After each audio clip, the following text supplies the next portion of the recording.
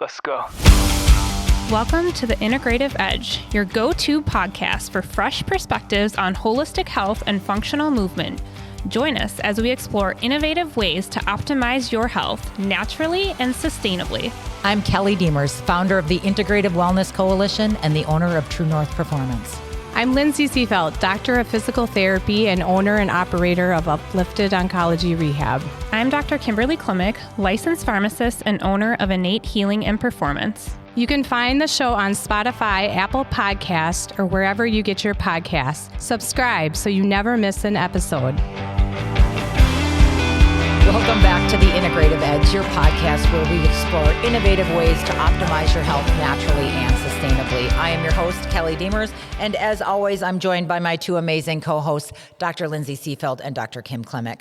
Today's conversation is one that touches every one of us: stress, anxiety, and burnout, and why these are not who you are, but rather messages from your body asking for a change. So we're going to talk about how chronic stress shows up physically, emotionally, and even hormonally, and then how you can truly start listening to begin that healing process.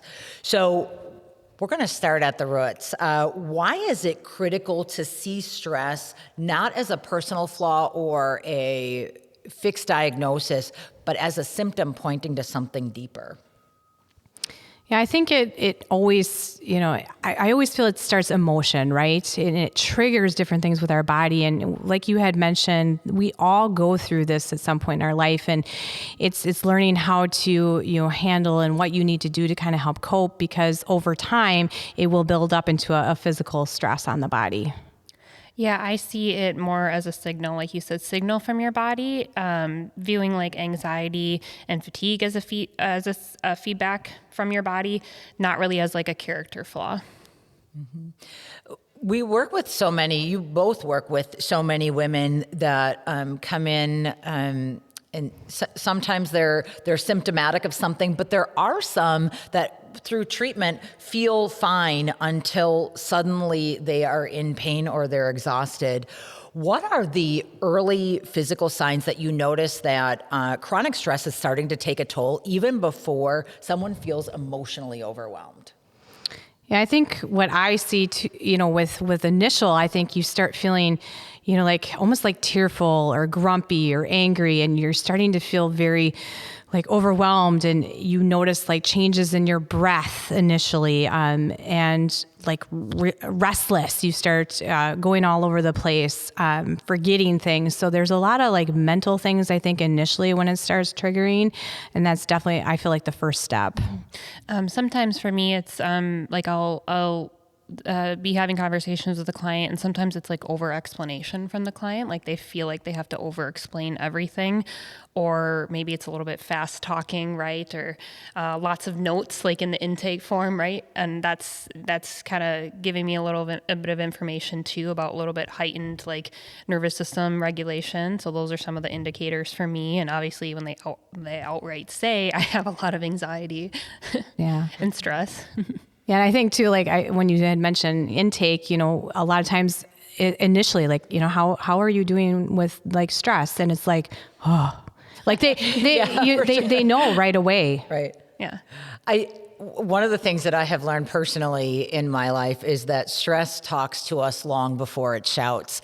And it really, if we only listen when we are in full-blown crisis mode, we miss so many of the quieter opportunities to realign earlier.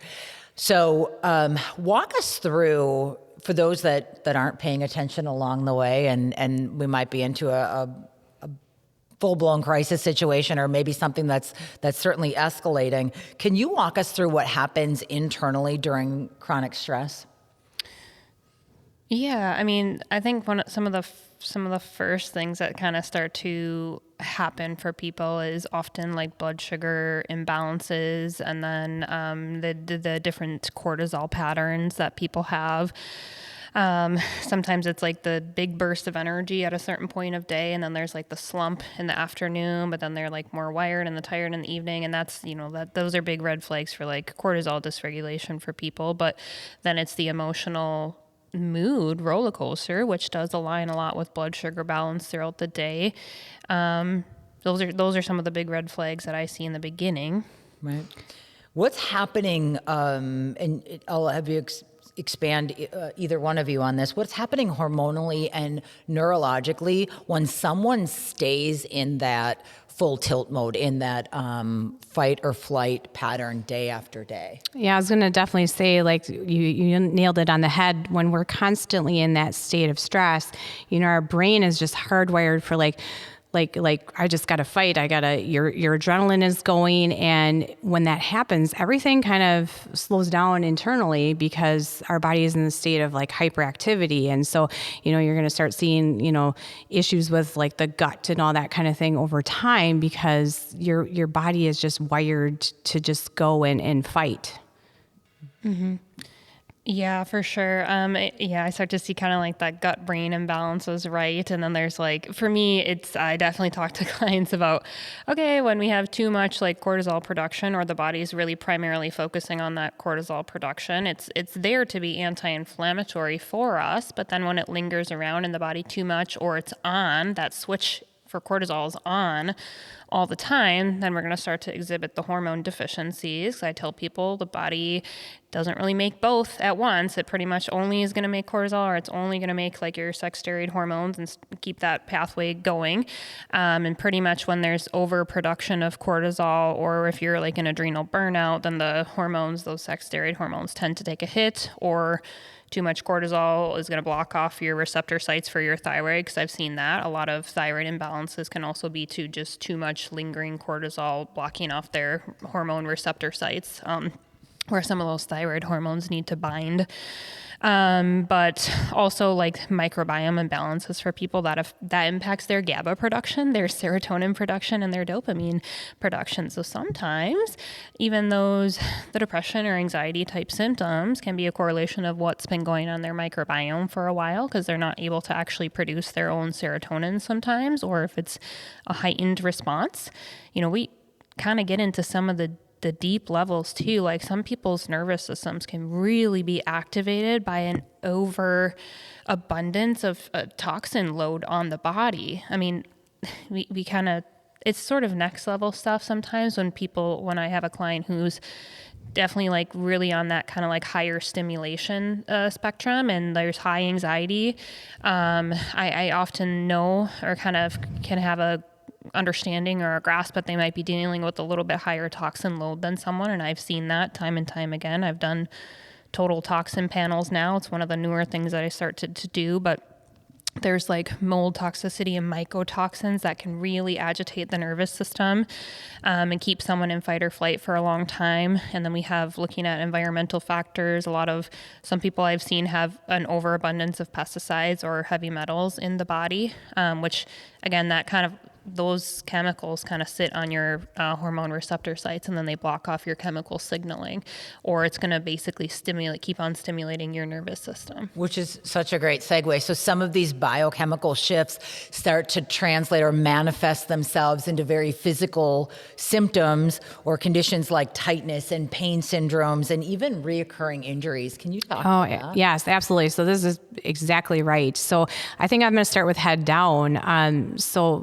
Sometimes how it'll manifest in our head, we're going to start seeing, people start complaining of like headaches, almost like tension headaches, where tension headaches start at the base of the neck and then they wrap up towards the front. So if you're kind of experiencing a headache that kind of wraps from all the way back and kind of comes towards your eyes, that's a good indication of a tension headache. And so, individuals will say, oh, I've got headaches all the time. Even it'll affect like dizziness too. So you'll start getting like a little vertigo type issues. You're going to see, especially at nighttime, clenching your jaws.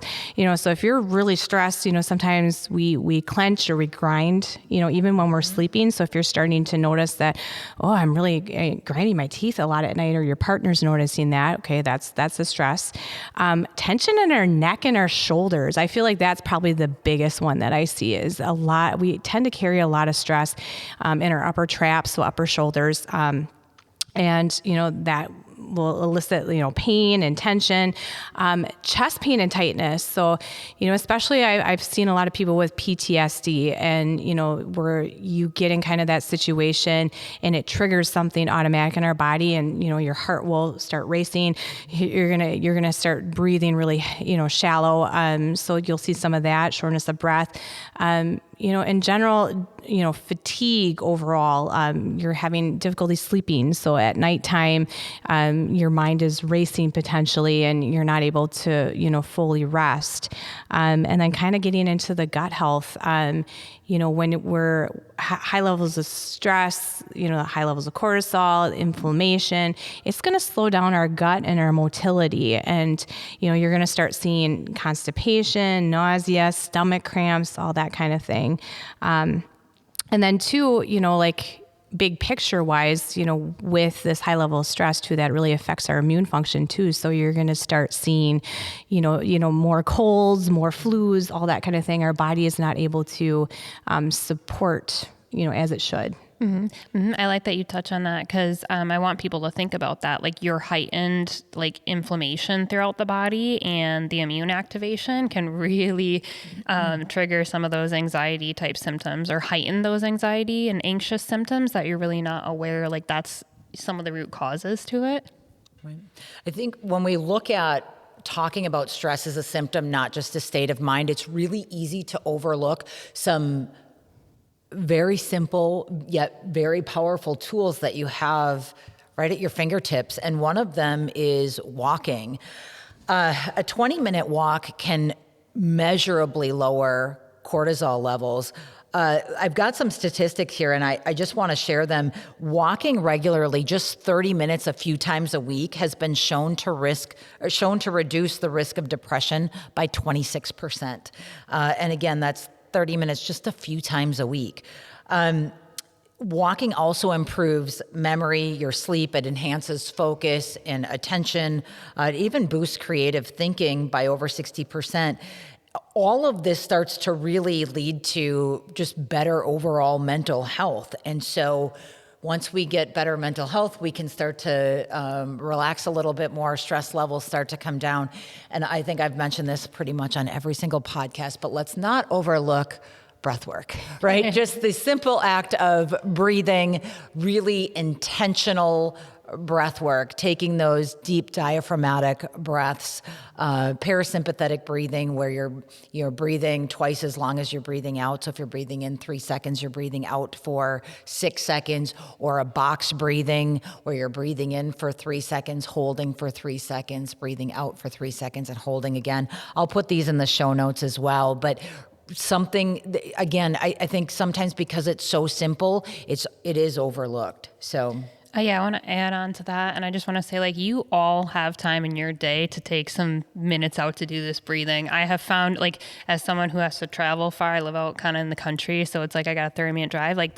Those are the times I'm I am actually going to utilize a 5-minute breath work session right here in my vehicle. And I just turn the radio off and intentionally, I'll be doing that on my drive to my swim or something. And it has brought so many benefits to my day-to-day. And even if it's a busier day with clients, kind of back-to-back loads a little bit, that time in between a session to just get in 3 to 4 minutes of breath work is phenomenal. Getting oxygen to your brain is incredible.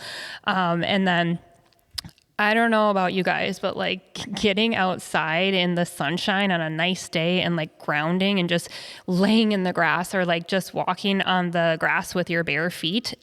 Please tell me that you do not find that therapeutic because, I would beg to differ because I feel almost anybody who does that, you cannot tell me that you don't instantly feel a little bit better from whatever you might be going through, whether it's anxiety or a tough time or something, or just even having that time in that moment to kind of just let it all go, right? Whatever, is it a cry session or something like that? We used to call it the shower cries in college, when I was in pharmacy school and everything was intense as heck. And we were just my girlfriends, we would call it the shower cries. And we're gosh, I just feel tremendously better. My nervous system is happy now. So I didn't know it then, but yeah. Right. So it does bring up a good question. So how do I know if my stress is primarily emotional or if it's actually a physical health imbalance triggering that anxiety? Such a good question. I feel like it's always a little bit of both, a little component of it all, right? Like, I really have a really like soft space for just like, you know, chiropractic and acupuncture and like lymphatic drainage and massage, because I feel like it's those are amazing support tools, and PT for just like nervous system regulation and getting like that energy flow going through the body. I just love those tools. And, I think I would be remiss as like a practitioner if I was just like, oh yeah, I can solve all your anxiety and everything by just fixing your root cause stuff with my functional testing. Like, I always know that there's a component of that lies beyond like what you can see on a piece of paper. And I've utilized all those tools myself in my own healing journey. And I think there's a space for all of it. And once you start to actually like bring in some of those tools and just understand that there's generally a little bit of component of each. I mean, I've done like visceral, like nerve work, craniosacral nerve therapy and things like that. I did that for like 6 months, and it was just an amazing tool in releasing stored trauma in the body. I think all of those are little pieces. Yeah. I never kind of chalk it up to one thing, but I think it's an accumulation of a little bit of those things. And most people, yes, I try to tell people, like, most people on any kind of given day are dealing with exposures to toxins. The difference sometimes between whether someone's really sick or not is sometimes it comes down to their genetic ability to detox those. Like, we actually have genetic dispositions that some of us are not able to actually, like for some women many of them who've had endometriosis, or in my case, you know, it's like we actually have like a COMT mutation or like MTHFR, and we don't metabolize estrogens appropriately out of the body. So I provide them with tools to help them detox a little better. But it's right. Sometimes that nervous system component can be the toxin load is just higher right now in the body, and we haven't opened up those pathways to start clearing it. And there hasn't been a single person where, even if I've made a referral to like Lindsay or lymphatic drainage, they haven't come back and said, man, that was a waste of time. They're just like, oh my gosh, I felt so much better after this appointment. I feel like I released a lot of baggage from my body and better bowel movements and all those things. Well, I definitely think like it's not cookie cutter. Like, I think everybody it heals differently. Right. And sometimes it's just a matter of talking about it too. Right. So I mean, I spend a lot of time with my clients one-on-one, and it's amazing, you know, with just me working on them, you know, sometimes they're eliminating their baggage. They're just talking. And sometimes that is tremendous. Like, having that somebody to just be able to talk and process, or if not, find somebody. There's amazing professionals out there that, you know, can help you with just being able to just being able to express some of your feelings. That will help lessen, you know, it's amazing how the body will respond, you know, when individuals are really tight and stressed. I mean, we hold tension in our body and our muscles, and as soon as we start releasing and like talking about it, you can actually physically and see the body just changing and relaxing. So don't underestimate the power of being able to talk about your feelings with somebody. But how do you help clients distinguish between emotional and physical roots of stress? I don't think, like Kim had mentioned, I don't think we can separate the two of them, because the emotional translate to physical. Everything ties because you've got that emotional trigger, you've got that, you know, chemistry, the neurological, it goes into our system. You know, talking about the vagal nerve, you know, our vagus nerve is so detrimental for, like, that's how it signals to our organs, right?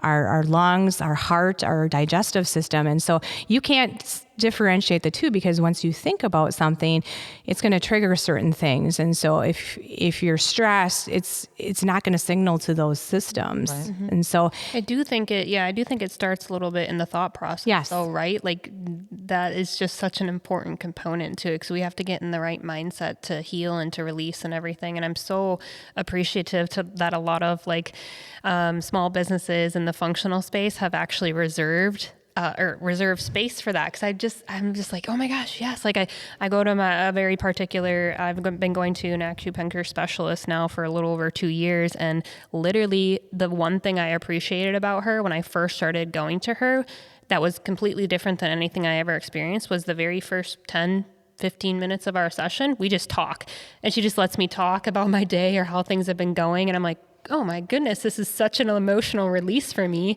And it brings so much benefit to me. And I'm like, whatever, I don't care. That's part of my paid session. Like, I'll do it because it helps me.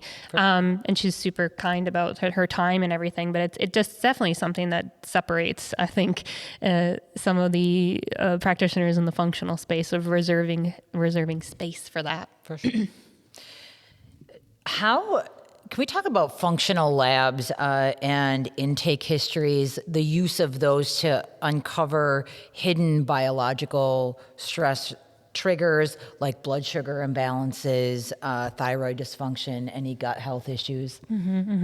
Yeah, I mean, obviously there's pretty like black and white like blood work labs we're looking at, right? We look at like most of the time you'll get a CB or a BMP, basic metabolic panel, and you can look at your fasting glucose, right? Generally, I tell people we want to be more around 70 to 85 on any given day on a fasting glucose level. As we get a little older, we push that a little bit to more that 75 to 90, regular, consistent. Then you're checking your A1C over time and wanting to be below the pre-diabetic values, 5.7%.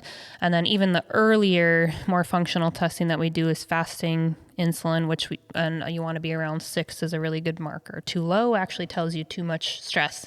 That was my own blood work when I first started doing a full blood work panel 2 years ago. My fasting insulin, I was like, oh, I'm great. I don't have like pre-diabetes, all this stuff. Fasting glucose is great. And fasting glucose was great. And then my fasting insulin was super low. It was like 3. And I'm like, oh. Then I learned about like what that meant, because I was happy that it wasn't on the high end of the spectrum where I was looking more at metabolic issues, but I learned that actually cortisol was more of my issue, which totally fit my picture, to be honest, working in a burnout industry and overworking myself. So we look at some of those things, and then obviously I can get people's kind of full thyroid panel and assess if they're like free levels of their hormones are there in place, thyroid stimulating hormone. We check their antibodies. But some of the more I would say, and the other thing too, again, for looking at that estrogen and progesterone balance for women, like really truly low progesterone levels can contribute largely to anxiety and depression symptoms for women, especially in that second half of the menstrual cycle. Okay. So please don't feel like you need to suffer in that space. It's just like, there's a lot of tools that we can do to help you in that space, and you don't really need to feel like there's no support for you. And those are definitely like a lot of what I would say like textbook things I kind of look at, but then when we're getting into more deeper root cause things, I've actually helped people with like their microbiome balance so that they can improve natural production of serotonin in their body, which increases and helps their mood levels balance out. And then one of the more deeper ones that I said is we're kind of looking at like mineral balances in the body, and then actually assessing like a total toxin load on their body, which is definitely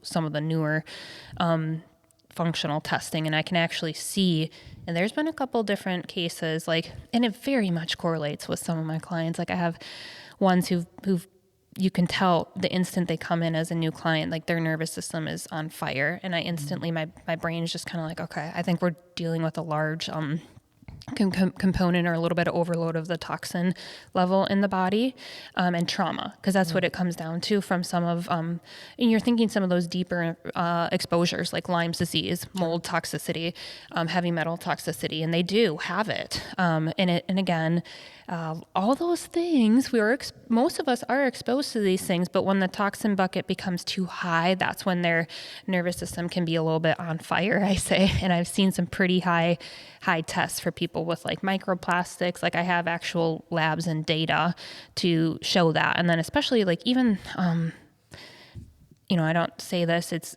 more unfortunate, but it's like I've had more pediatric clients coming in with like eczema and psoriasis and things like that, because their little microbiomes are kind of compromised. And again, it's coming down to just exposures in the environment. And I never want, like, some of the moms are like, well, how did this happen kind of thing, and we do everything right. And we can, but some of it is just out of our control. Some of it's the genetic disposition, some of it's the exposures, because we are all have different exposures, and something that just gets in the body, depending on where our immune system levels are at, depending on where our nervous system regulation is at, the resiliency, depending on the microbiome, that can kind of, tip the cup over. Yeah, I do think it's super interesting, the amount of oxidative stress. We talk about daily exposures, right? When we moved into this facility, we have rubber floors in here, and I remember you have to gas them off, right? They smell. And so I put in Febreze plugins all over thinking, well, this will, neutralize the smell. And I remember Tina, one of the professionals here, she was like unplugging them, and she's like, what are you doing? And I was like, I'm making it smell good. Oh, Tina. And, but here's the thing. I think there's so many people that don't understand it, or that really don't put enough importance on the things that we touch and put in our bodies every single day. And it is scented candles and Glade plugins. And you talked on microplastics, all our food storage containers, the cooking utensils that we use, our pots and pans. I mean, it is all over, adding to those toxicity loads. And it's overwhelming for a lot of people. And it is. And I tell them, like, I'm not saying it to make you fear-based, to just don't give up. Okay. Right. You just, oh man, we're just all going to be exposed to these toxins forever. We're all bound to get cancer. Yeah, right. Just like, no, just start somewhere small. Okay. And just start making the changes. And I tell people, like, it is unlikely you're going to go home and throw out every single thing in your cabinet, but please, like, when you finish something, why don't you just make a conscious effort to buy something clean or new, or support local people here in Green Bay who make things like the tallow, and I love all that stuff. I don't have time for it, so I'm going to gladly support them and buy their stuff. Little plug for Field and Flourish. Yeah. All right. Key takeaways from today. Stress is a symptom, not a diagnosis. Yeah, like we had mentioned, they go hand in hand. So it is an emotional thing, and it can present as a physical thing. And it's really just about, just trying, like we talked about, taking a step at a time and just making those little changes, doing those little things for you to kind of help center yourself can be a huge impact. Mm-hmm.